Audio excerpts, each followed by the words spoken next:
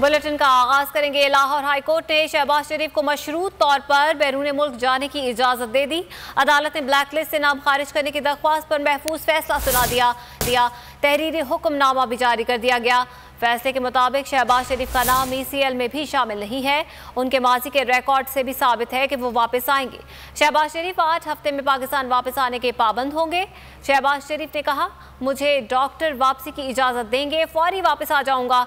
शहबाज शरीफ ने 3 जुलाई की वापसी का टिकट भी लाहौर हाई कोर्ट में पेश कर दिया।